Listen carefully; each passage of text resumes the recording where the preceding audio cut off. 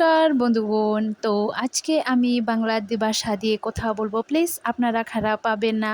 কি আমি বাংলা ভাষা অত ভালো টিকে পারি না।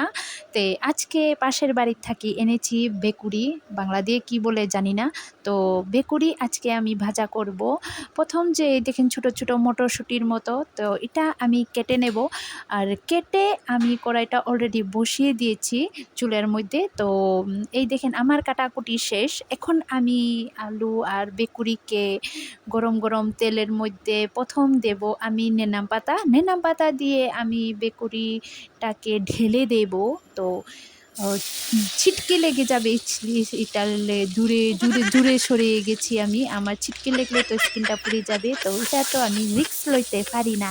তো এই আমার বেকুড়ি ভাজা একটু নড়াচড়া করে হলদি লবণ মরিচ সবটা দিয়ে আমি আমার বেকুড়ির ভাজাটা শেষ কমপ্লিট করেছি। এই দেখেন বেকুড়ির ভাজা কেমন লাগছে আপনারা কমেন্ট করকে কইবেন বেকুড়ির ভাজা কেমন হয়েছে। তো এইদিকে আমি নিরামিষ একটা ঢাল বানাইছি কচু দিয়ে।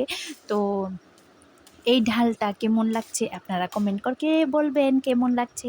তো একটু ঢাকি নিয়ে মুখে মারো থু।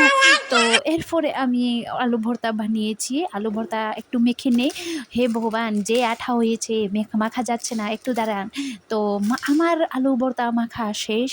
তো শেষ হওয়ার পরে আমরা একটা পাতা খাই আর ফাঁকিতম কইয়া, সেই পাতাটা আমি একটা দিয়ে ডিজাইন একটা বানিয়েছি।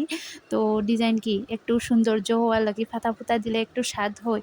এরপরে আমি রেডি করছি, এই আমার হাজব্যান্ডর ভাত।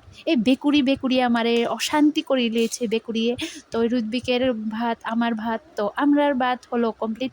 এখন আমি খাইতে বসবো। কমেন্ট সেকশনে আপনারা জোর কইবেন কেমন লাগছে আমার বাংলা ভাষাটা।